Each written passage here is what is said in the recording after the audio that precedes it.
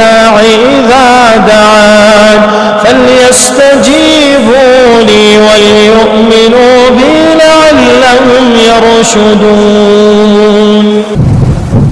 نحمده ونصلي على رسوله الكريم اما بعد فاعوذ بالله من الشیطان الرجیم بسم اللہ الرحمن الرحیم رب اشرح لي صدری ويسر لي امری واحلل عقدۃ من لسانی یفقهوا قولی واجعل لي وزیرا من اہلی اللهم فقهنا في الدین اللهم انی اسألک علما نافعا رزقا طیبا وعملا متقبلا آمین ثم آمین. السلام علیکم ورحمۃ اللہ وبرکاتہ. سورۃ البقرہ کی آخری آیت کے بارے میں ابھی بھی ہم بات کر رہے تھے. لا یکلف اللہ نفسا الا وسعها لها ما کسبت وعلیہا ما اکتسبت ربنا لا تؤاخذنا ان نسینا او اخطأنا ربنا ولا تحمل علینا اصرا كما حملته علی الذین من قبلنا ربنا ولا تحملنا ما لا طاقة لنا به واعف عنا واغفر لنا وارحمنا انت مولانا فانصرنا على القوم الكافرين. پچھلی نشست میں ہم نے اس دعا کے حوالے سے بات کی تھی، اس کا آدھا حصہ دیکھا تھا. آج انشاءاللہ تعالی ہم اسی دعا کے بارے میں، اسی آیت کے بارے میں مزید بات کریں گے. پچھلی نشست میں کسب کے بارے میں ایک بات پچھلی دفعہ رہ گئی تھی، وہ میں بات آپ کے سامنے اس دفعہ رکھ دوں. ہاں ما کسبت و علیہا مکتسبت، کہ جو انسان نے کمایا ہے وہ اس کے نفع میں ہے، اور جو کچھ اور کمایا ہے وہ اس کے نقصان میں بھی ہے. اس کے بارے میں ہم کچھ تفصیل سے بات کر چکے تھے. اس کے بارے میں کچھ علماء نے کسب اور قدر اور فعل کی تفریق کی ہے، اور اس کو میں ذرا آسان زبان میں آپ کے سامنے رکھنا چاہتی ہوں. اللہ سبحانہ تعالیٰ نے یہ نہیں کہا کہ اس کے فائدے میں وہ چیزیں جائیں گی جو اس نے کیں، بلکہ کہا ہے جو چیزیں اس نے کمائیں. اور اس میں بھی نا قرآن کا ایک فلسفہ ہے، اور وہ یہ ہے کہ جیسے آپ دیکھیں کہ دو لوگ ہیں جو کہ ایک ہی کام کر رہے ہیں. جیسے آپ سمجھیں کہ دو لوگ ہیں اور وہ ایک ساتھ کھڑے ہو کر نماز پڑھ رہے ہیں، لیکن ایک نے ثواب کمایا اور دوسرے نے نہیں کمایا کیونکہ اس کی نیت خراب تھی. اور یہ بھی ہو سکتا ہے کہ دو لوگ ایک ہی کام کر رہے ہوں اور ایک کے لیے وہ بہت آسان ہو، جیسے صبح فجر پر اٹھنا، مسجد تک جانا، نماز میں کھڑے ہونا، یہ سب اس کے لیے آسان ہے کیونکہ یا تو اس کی عادت ہو گئی ہے یا اس کے لیے یہ نیند سے اٹھ جانا بہت آسان بات ہے. اور دوسرا یہ کہ یہی چیز دوسرے شخص کے لیے بہت مشکل ہے، اس کی نا وائرنگ ہی ایسی نہیں ہے، اور اس کے لیے دیکھیں کہ وہ بڑی مشکل سے اس نماز کے لیے آ کر پہنچا ہے. اب دونوں نے نماز ایک ہی پڑھی ہے، لیکن ایک نے بہت زیادہ کمایا ہے دوسرے سے.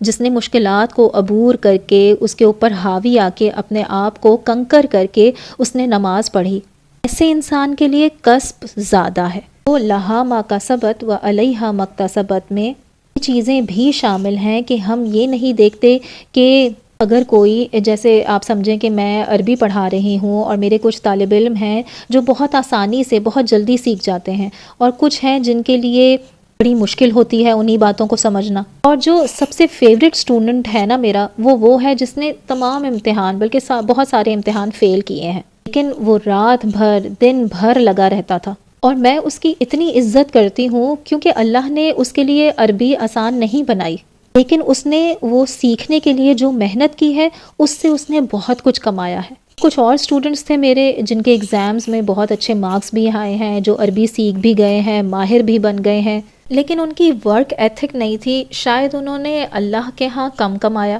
اس کی نسبت جس کے منہ سے پہلا جملہ بھی مشکل سے نکلتا تھا.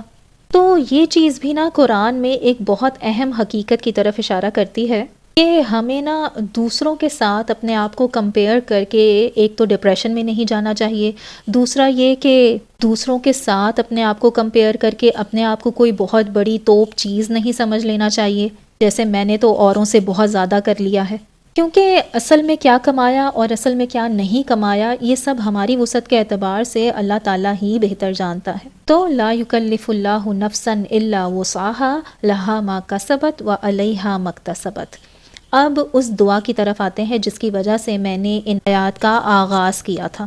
ربنا لا تؤاخذنا ان نسینا او اخطأنا. اے ہمارے رب، ہماری پکڑ نہ کرنا اگر ہم بھول جائیں یا ہم سے غلطی ہو جائے۔ تو پہلا سوال تو پیدا یہ ہوتا ہے کہ اگر کسی سے بھول ہو گئی ہے، اگر کوئی بھول گیا ہے کوئی چیز، تو اس کی جان بوجھ کے تو غلطی نہیں تھی، اور غلطی عام طور پر جان بوجھ کر تھوڑی ہوتی ہے، تو اس میں پھر پکڑ کا سوال ہی کیوں؟ تو پھر پوچھا ہی کیوں جا رہا ہے؟ اس کو سمجھنے کے لیے ذرا گہرائی میں اترنے کی ضرورت ہے۔ اصل میں بھولنا جو ہوتا ہے، اس میں مختلف قسم کا بھولنا ہوتا ہے۔ دیکھیے، جیسے اگر میں آپ سے کہوں کہ نماز کا ٹائم ہو رہا ہے، 30 منٹس رہ گئے ہیں اور نماز کا ٹائم ہو رہا ہے، آپ کہیں کہ ہاں ہاں مجھے پتہ ہے، ٹھیک ہے، اور آپ کام میں لگ جائیں اور دوبارہ آپ اپنے کسی کام میں بزی ہو گئے، یا آپ نے کوئی غلطی نہیں کی، آپ مصروف ہو گئے اور آپ کو پتہ بھی نہیں چلا، اور 45 منٹس گزر گئے یا گھنٹہ گزر گیا، اور پھر اوہو میری تو نماز ہی نکل گئی، یعنی آپ بھول گئے۔ لیکن آپ وہ بھولے کیوں تھے؟ کیونکہ آپ نے ذمہ داری نہیں لی تھی، آپ پرو ایکٹیو نہیں ہوئے تھے، آپ نے 15 منٹ پہلے وضو نہیں کیا تھا، آپ نے اس نماز کا اہتمام نہیں کیا تھا، آپ نے کیا سوچا کہ ہو جائے گا، تو آپ نے خود ایک راستہ فراہم کر دیا اس راستے میں، جس میں آپ کے بھولنے کے امکانات بڑھ گئے۔ ایسا ہی ہوا نا؟ تو پھر اس میں ذمہ داری کس کی ہوئی؟ آپ ہی کی۔ ایک ہوتا ہے کہ انسان کی صحیح نیت تھی، صحیح طریقے سے کام کر رہا تھا، اور پھر غلطی سے کچھ بھول گیا، ٹھیک ہے، انسان سے غلطی ہو جاتی ہے، انسان بھول جاتا ہے۔ اسی طرح غلطی کی مثال امام راضی نے بھی دی تھی کہ اگر کوئی شکار کر رہا تھا جانور کا نا، تو اس کو شکار جو ہے ڈرایا تو اس نے تیر چلا دیا، اور وہ تیر اس کو لگنے کی بجائے کسی انسان کو لگ گیا، غلطی ہوئی اس سے۔ لیکن اگر کوئی جنگل میں جا کے بغیر جانور نظر آئے یا نہ آئے اس نے تیر چلا دینا ہے، لگ ہی جائے گا اس کو، یعنی نشانہ لگائے بغیر، اور وہ جا کے کسی انسان کو لگ جائے۔ اب آپ دیکھیں کہ غلطی دونوں سے ہوئی ہے، لیکن ایک کی نیگلیجنس کی وجہ سے، غیر ذمہ داری کی وجہ سے، احتیاط نہ کرنے کی وجہ سے اس سے غلطی ہوئی ہے۔ تو ایسی چیز کے بارے میں ہم یہاں پر مانگ رہے ہیں اللہ تعالیٰ سے کہ دوسری چیز تو انڈرسٹینڈیبل ہے نا، کہ آپ کے آپے میں ہی نہیں تھی، آپ واقعی میں بھول گئے تھے، تو ٹھیک ہے، وہ ایک اور چیز ہے۔ لیکن اگر میں اپنی غیر ذمہ داری کی وجہ سے کوئی چیز بھولتی ہوں، یا فرض کریں مجھ سے غلطی ہوتی ہے، میں نماز کے لیے نہیں اٹھتی صبح، اس کے لیے میں سب سے پہلے اپنے آپ سے پوچھوں کہ میں سوئی کتنے بجے تھی۔ اگر رات کے 2-3 بجے جا کر میں سوئی ہوں اور 5 بجے کی فجر میری مس ہوئی ہے، تو پھر غلطی تو میری ہی ہے نا۔ یہ تو نہیں کہہ سکتی نا میں کیسے اپنی نیند کو کنٹرول کر سکتی ہوں۔ اگر میں رات کو اپنی سلیپ کو صحیح کنٹرول میں رکھوں، ٹائم پر سوؤں، تو میں وقت پر نماز کے لیے اٹھ سکتی ہوں۔ میں جلدی سوتی، ٹائم پر سوتی، 2-3 الارم لگا کر سوتی، تو پھر میں جو وہ نماز کے لیے اٹھ جاتی۔ بیسیکلی آپ نے ذمہ داری نہیں لی، تو اس کی وجہ سے آپ سے غلطی ہوئی۔ یہاں پر ایک چھوٹی سی بات ہے کہ خاطئ اور مخطئ کا فرق ہوتا ہے عربی میں۔ خاطئ ایسی غلطی کرنے والے کو کہتے ہیں جس نے جان بوجھ کے کوئی غلط کام کیا ہو، اور مخطئ کہتے ہیں، یہاں پر اخطاء کا لفظ مخطئ سے متعلق ہے، جس کے معنی ہوتے ہیں ایسی غلطی جو جان بوجھ کر نہ کی گئی ہو۔ تو ربنا لا تؤاخذنا ان نسینا او اخطأنا، ربنا ولا تحمل علینا اصرا کما حملتہ علی الذین من قبلنا، ہمارے رب ہمارے اوپر ایسا بوجھ نہ ڈال دیجئے۔ اسرن کہتے ہیں ایسا بوجھ جو اٹھایا نہ جا سکے، تقریباً اٹھایا نہ جا سکے، ایسا بوجھ جو بہت ہی مشکل ہو انسان کے لیے اٹھانا، اس کو اسر کہا جاتا ہے۔ اور اس میں تکلیف کا عنصر، اردو والی تکلیف کا ایلیمنٹ ہوتا ہے۔ تحمل علینا، اس کا ترجمہ کیا ہے کہ ہمارے اوپر بوجھ نہ ڈال دیجئے، ایسا بوجھ جیسا کہ ہم سے پہلے آنے والوں پر آپ نے ڈالا تھا۔ اس میں کس بات کی طرف اشارہ ہے؟ اس میں یہ نہیں کہا جا رہا کہ ہمارے اوپر بھی نماز نہ عائد کر دیجئے جیسے ہم سے پچھلے لوگوں پر کی گئی تھی، یا ہم پر بھی حلال حرام کے رولز نہ ڈال دیجئے جیسے کہ ہم سے پچھلے والے لوگوں پر ڈالی تھی، جیسے بنی اسرائیل کو دیے تھے۔ اصل میں بات کے اشارے کا جو جواب جو ہے، جو تحمل کے ساتھ اسر اور حملہ علی سے نکلتا ہے۔ حملہ علی عربی میں پہلے استعمال ہوتا تھا، جس طرح ہم اردو میں کہتے ہیں نا حملہ کرنے کے لیے، آپ نے کسی پر حملے کا بوجھ ڈالا ہے، کسی پر اٹیک کیا ہے، تو اس کے لیے حملہ علی کی جو ہے تعبیر استعمال ہوتی تھی۔ اسی سے مجازن نکلا ہے، حملہ علی عربی میں استعمال ہونے لگا کہ آپ نے کسی پر ایسا بوجھ ڈالا ہے جو اس کو مناسب نہ ہو، یا اس سے وہ انکمفرٹیبل ہو جائے۔ یہاں پر اشارہ اس بات کی طرف ہو رہا ہے کہ سورۃ البقرہ میں پہلے اللہ سبحانہ تعالیٰ نے بنی اسرائیل کے بارے میں بات کی تھی، اور اس کے بارے میں ہمیں بتایا کہ انہوں نے جب اللہ کی نافرمانیاں کی یا اللہ کے احکامات کا مذاق بنایا تو اللہ نے ان پر اور شدید احکام ڈالے، ایسے احکام جس سے تکلیف ہو۔ اصل میں یہ سمجھ لیں کہ قرآن کا فلسفہ کیا ہے کہ اللہ کے جو احکام ہوتے ہیں نا، جیسے جو چیز فرض ہے، واجب ہے، یا کوئی حرام چیز ہے جس سے دور رہنے کو کہا گیا ہے، ان سب کا مقصد کیا ہے؟ انسان کے لیے آسانی پیدا کرنا۔ اللہ سبحانہ تعالیٰ نے واضح الفاظ میں کہہ دیا، اللہ چاہتا ہے تمہارے لیے تمہارا بوجھ ہلکا کر دے۔ یہ اصل میں اللہ سبحانہ تعالیٰ کی مشیت ہے احکام کی۔ اسی طرح آپ دیکھیں کہ روزے کے بارے میں کہہ دیا کہ اللہ تمہارے لیے آسانی چاہتا ہے، تمہارے لیے مشکل نہیں چاہتا۔ یرید اللہ بکم اليسر ولا یرید بکم العسر، کہ اللہ تمہارے لیے آسانی چاہتا ہے، تمہارے لیے مشکل نہیں چاہتا۔ لیکن آپ دیکھیں کہ بنی اسرائیل کی ایک خاص تاریخ ہے۔ ان لوگوں نے جب اللہ کے احکامات کا مذاق اڑایا، جیسے آپ دیکھیں گائے کو ذبح کرنے کا حکم تھا، اس کا مذاق اڑایا تو وہ حکم جو ہے وہ مشکل سے مشکل ترین ہوتا چلا گیا۔ اسی طرح انہوں نے اللہ کے حکم کی نافرمانی کی تو انہیں 40 سال صحرا میں گھومنا پھرنا پڑا، بھٹکا دیا انہیں۔ یعنی انہوں نے جب اللہ کی نافرمانی کی، اللہ تعالیٰ نے ان پر ریسٹرکشنز اور ڈال دی، یہ ایک سزا تھی ان کے اوپر۔ اسی کی طرف اشارہ کیا گیا ہے ایک اور جگہ پر، اللہ تعالیٰ نے کہا ہے قرآن کے آنے پر، جو سزائی احکام ان کو دیے گئے تھے، جو پالیسیز ان پر ڈالی گئی تھی، ان کے لیے زندگی مشکل کر رہی تھی، وہ بیسیکلی انہوں نے کمائی تھیں اپنی غلطیوں کی وجہ سے۔ ان کو ہٹانا بھی قرآن کے مقاصد میں سے ایک مقصد ہے، اسی لیے کہا ہے کہ ان پر سے وہ بوجھ، وہ زنجیریں ہٹوائیں جو ان پر لگی ہوئی تھیں۔ یعنی ان کی شریعت کو زنجیریں نہیں کہا جا رہا، کیونکہ میں نے آپ کو کہا تھا کہ اللہ کی شریعت کا مقصد ہوتا ہے بوجھ کو ہلکا کرنا، وہ زنجیریں نہیں ہوتی، وہ بوجھ نہیں ہوتی۔ یہاں پر اشارہ ہو رہا ہے اس طرف کہ ان کو اپنی نافرمانی کی وجہ سے جو مشکل، جو رولز دیے گئے تھے، جو پینلٹیز دی گئی تھیں، ان کو ہٹوایا گیا ہے کہ قرآن کو مان لیں گے تو ساری چیزیں ہٹ جائیں گی۔ یہاں پر ہم نے اللہ تعالیٰ سے دعا مانگی ہے کہ جس طرح سے آپ نے ان پر پینلٹی ڈالی تھی، ان کے احکام مشکل کر دیے تھے ان کی نافرمانی کی وجہ سے، ہمارے ساتھ ایسا نہ کیجیے گا، ہمارے ساتھ زیادہ رحم کا معاملہ کیجیے گا۔ ہم نے اللہ سبحانہ تعالیٰ سے درخواست کی ہے، اور جب یہ دعا نازل ہوئی ہے تو قرآن پورا نازل نہیں ہوا تھا، تو ابھی بہت سارا قرآن آنا بھی تھا۔ تو ہو سکتا ہے کہ ہم میں سے کچھ کی غلطیوں کی وجہ سے، کچھ منافقون کی وجہ سے، ضعفاء جو کمزور مسلمان ہیں ان کی غلطیوں کی وجہ سے ہو سکتا ہے اور مشکل آیات نازل ہو جائیں، جس طرح بنی اسرائیل پر آیات نازل ہوئی تھیں۔ تو ہم نے وہیں پر دعا مانگ لی، ربنا ولا تحمل علینا اصرا کما حملتہ علی الذین من قبلنا۔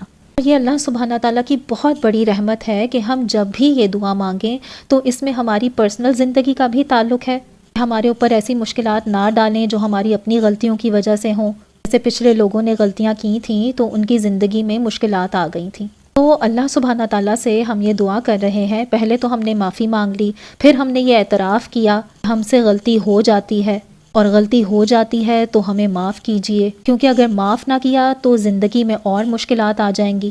پھر اس کے بعد کہا ہے ربنا ولا تحملنا ما لا طاقت لنا بہ، کہ ہمارے رب ہم پر ایسا بوجھ نہ ڈالیے گا جس کو اٹھانے کی ہمارے میں طاقت نہ ہو۔ اور اس میں ایک اور بات کی طرف اشارہ ہو رہا ہے، یہاں پر یہ کہا جا رہا ہے کہ ہم پر ایسا بوجھ، ایسی ذمہ داریاں، ایسی شریعت، ایسے احکام مت ڈالیے گا جو ہم اکٹھے نہ اٹھا سکیں۔ دیکھیے شروع میں جو بات ہو رہی تھی نا، وہ نفس کی ہو رہی تھی، لا یکلف اللہ نفسا الا وسعہا، اللہ تعالیٰ ایک انسان پر، ایک نفس پر ایسا بوجھ نہیں ڈالتا جو اس کو اٹھا نہیں سکتا ہو۔ پہلے اس آخری بات کو سمجھنے کے لیے آپ ایک مثال سمجھ لیں۔ فرض کریں کہ کوئی ٹیم ہے، سمجھیں کہ چلیں اسپورٹس میں ایک ٹیم ہے اور اس کے 11 کھلاڑی ہیں، اور سارے کے سارے کھلاڑی جو ہے نا وہ اپنا اپنا رول ادا کرتے ہیں۔ اس میں 2-3 ہیں، جیسے اگر میں چلیں کرکٹ کی مثال دیتی ہوں تو وہ ایسے ہیں کہ جنہوں نے کیچ گرانے ہیں، فیلڈنگ ٹھیک سے نہیں کرنی ہے، بالنگ ٹھیک نہیں کرنی ہے، یا پرفارمنس ٹھیک سے نہیں کرنی، تو جو بھی ہے 2-3 کی وجہ سے اب کیا ہوا کہ پوری ٹیم ہار جاتی ہے۔ ہوتا کیا ہے کہ ایز اے ٹیم ممبر آپ نے اپنی ذمہ داری پوری کی، اپنا پورا کام اچھے سے ادا کیا، لیکن اوروں نے اپنی رسپانسبلٹی نہیں نبھائی، اور اس کی وجہ سے سب کا نقصان ہو جاتا ہے۔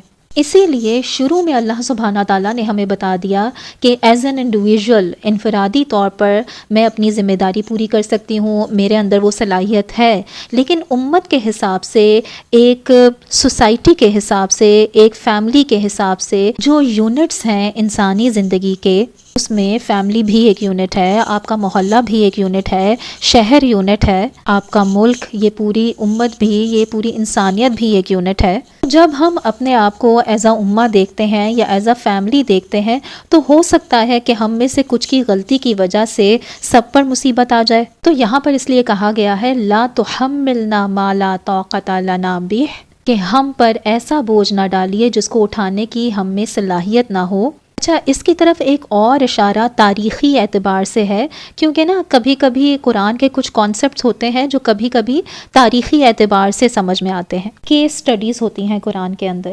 افتہلکنا بما فعل السفہاء منا، موسیٰ علیہ السلام نے اللہ تعالیٰ سے کہا جب بنی اسرائیل پر سزا آئی تھی کہ کیا آپ ہمیں برباد کر دیں گے، آپ ہمیں ہلاک کر دیں گے ہم میں سے کچھ بے وقوفوں کی حرکتوں کی وجہ سے۔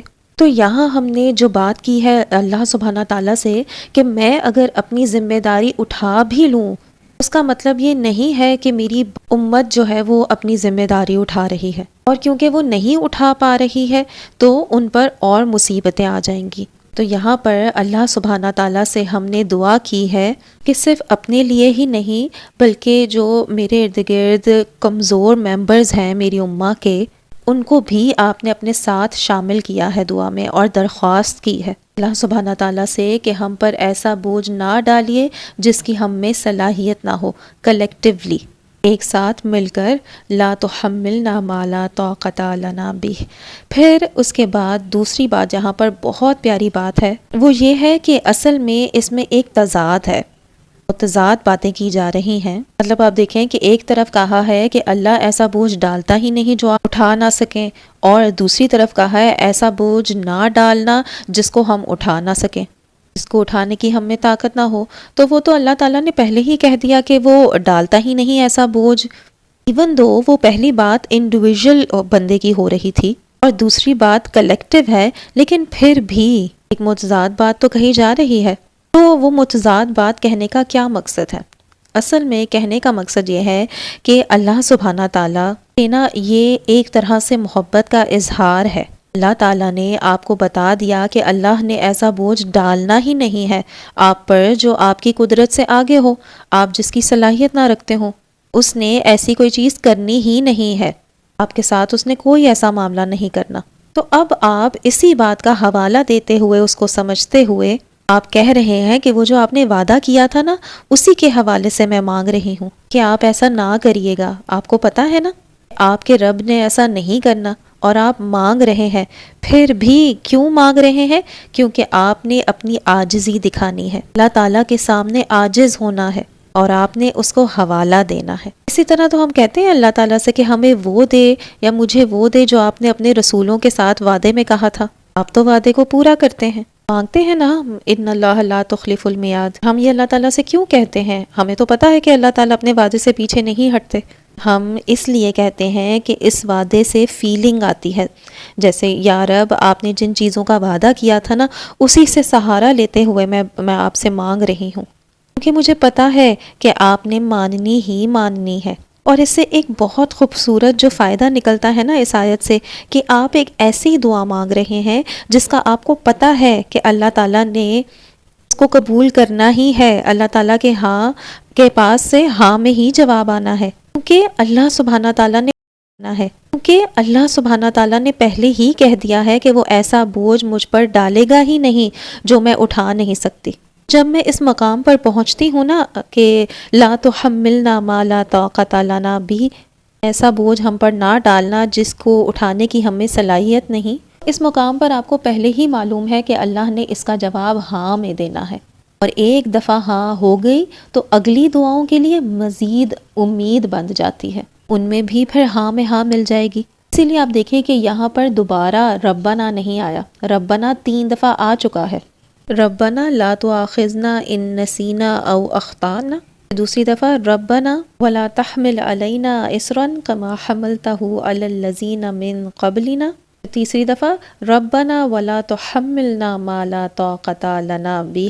اب تیسری جو دعا ہے اس میں تو گارنٹیڈ ہے کہ اللہ سبحانہ تعالیٰ نے جواب ہاں میں دینا ہے۔ پہلی جو دعا تھی کہ ہماری پکڑ نہ ہو، کہ ہم بھول جائیں، ہو سکتا ہے کہ پکڑ ہو۔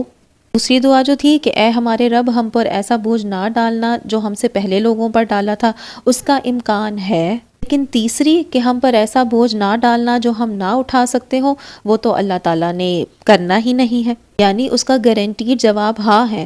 تو اس چیز کا کہ جس کا جواب مجھے پتا ہے کہ اس کا جواب ہاں ہے، اس کے ساتھ ہی آگے اور چیزوں کو ملا دیا ہے الگ کرنے کی بجائے۔ کیا کہا؟ واعف عنا واغفر لنا وارحمنا، ہمیں معاف کر دیجئے، ہمیں محبت کے ساتھ معاف کر دیجئے۔ عفو کہتے ہیں اس میں نا معاف کرنا ہوتا ہے محبت کے ساتھ، کیونکہ آپ کبھی کبھی کسی کو معاف کر دیتے ہیں کہ اچھا چلو ٹھیک ہے معاف کیا، اوکے، لیکن آپ کے دل میں کچھ رہ گیا ہوتا ہے اس کے خلاف، لیکن آپ محبت سے گلے لگا کے پیار سے اسے معاف کرتے ہیں تو اسے عفو کہا جاتا ہے۔ انک عفو تحب العفو فاعف عنا، یا رب آپ تو عفو ہیں، آپ محبت سے معاف کرنے والے ہیں، آپ کو محبت سے معاف کرنے سے محبت ہے، تو ہمیں محبت سے معاف کر دیجئے۔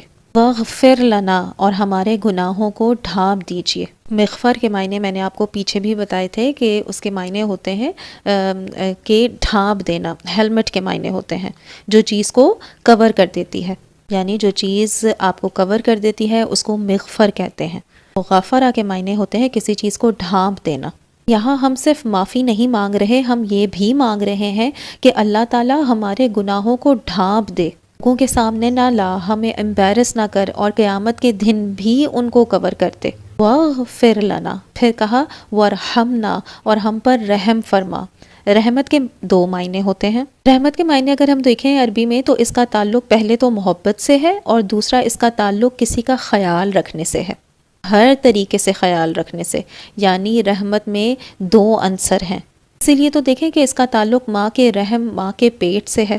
ماں کے پیٹ کو رحم کہا جاتا ہے نا، کیونکہ اس میں ماں کی محبت ہے اپنے بچے کے لیے، جس سے ابھی وہ ملی بھی نہیں ہے، اس سے بے تحاشا محبت ہے، پھر اس کا ہر طریقے سے خیال رکھا جاتا ہے، اس کی غذا کا انتظام ہو رہا ہے، اس کی حفاظت ہو رہی ہے اور ہمیشہ ہو رہی ہے۔ اس وقت وہ ایک ون وے ریلیشن شپ ہے کہ بچہ ماں کے لیے کچھ کر نہیں رہا، ماں پھر بھی اس کو محبت دیے جا رہی ہے۔ اور اسی مثال کو دیا گیا ہے ہمارے سمجھنے کے لیے کہ اللہ جب ہم پر رحمت کرتا ہے تو پھر ہر طریقے سے ہمارا خیال رکھتا ہے، اور ہم اس کے لیے کچھ کریں یا نہ کریں، اس نے نا ہمارے ساتھ محبت کرنی ہی کرنی ہے، اس نے ہمارا خیال کرنا ہی کرنا ہے۔ اسی کا حوالہ دیتے ہوئے ہم کہہ رہے ہیں واعف عنا واغفر لنا وارحمنا۔ اور یہ کیا ہے کہ رحمت تو اللہ تعالیٰ ہر ایک کے لیے کرتا ہے نا، لیکن جس کو اللہ سبحانہ تعالیٰ نے معاف کر دیا اور جس کے گناہ اللہ تعالیٰ نے کور کر دیے ہوں، اس کے بعد جو اللہ تعالیٰ اس پر رحم کرے گا، اس سے محبت کرے گا، اس کا خیال کرے گا، وہ خاص قسم کا خیال ہے۔ اسی لیے یہاں پر وَرَحَمْنَا کے الفاظ جو ہیں وہ استعمال ہوئے ہیں۔ اور پھر اس کے بعد ہم نے اللہ سبحانہ تعالیٰ سے کہا وَانصُرْنَا عَلَى الْقَوْمِ الْكَافِرِينَ، کہ کافروں کے خلاف ہماری مدد کیجیے۔ اس سے بھی ہمیں سمجھ آ گیا کہ میں انڈیویجولی تو ٹھیک ہے جو کر سکتی ہوں کروں، لیکن جو بڑے بڑے دشمن ہیں نا، میں اپنا کام جو کر سکتی ہوں کروں، لیکن میرے ساتھ جو ساتھی ہیں وہ کمزور ہوں، تو اس لیے اللہ سبحانہ تعالیٰ ہم پر ایسا بوجھ نہ ڈالیے کہ ہم ان کا سامنا نہ کر سکیں، ہمیں ایز اے سوسائٹی بھی مکمل اور طاقتور بنا دیجیے۔ اسی لیے تو دیکھیے کہ اللہ سبحانہ تعالیٰ نے ہمارے دین میں مجھے صرف اپنی فکر کا نہیں سکھایا، مجھے سکھایا کہ ہم چاہتے ہیں کہ ہمارے سارے ارد گرد جو لوگ ہیں، جو چیزیں ہیں، وہ ڈیولپ ہو جائیں، ہم سارے قوی بن جائیں، ہم سارے طاقتور بن جائیں، ہم سارے ایمان والے بن جائیں۔ مجھے باقیوں کی بھی فکر ہے، مجھے دوسروں کی ناکامی دیکھ کر، ان کا نقصان دیکھ کر مجھے کوئی خوشی نہیں ہوتی، یہ بلکہ اپنا ہی نقصان ہوتا ہے، کیونکہ ہم اکٹھے ہیں ایز اے امہ، ہمیں مشکلات کا سامنا اکٹھے کرنا ہے۔ اللہ سبحانہ تعالیٰ سے دعا ہے کہ وہ ہمیں ایک پرسنل، ایک انفرادی ذمہ داری سمجھنے کی توفیق بھی دے، اور ایک جو اجتماعی ذمہ داری ہے، ایک فکر ہے باقی قوم کی، اس کی ہمیں فکر عطا فرمائے۔ آمین ثم آمین۔ ربنا لا تزغ قلوبنا بعد اذ ہدیتنا وہب لنا من لدنک رحمۃ انک انت الوہاب۔ سبحانک اللہم وبحمدک نشہد ان لا الہ الا انت نستغفرک ونتوب الیک۔ سبحان ربک رب العزۃ عما یصفون وسلام علی المرسلین والحمد للہ رب العالمین۔ آمین ثم آمین۔ السلام علیکم ورحمۃ اللہ وبرکاتہ۔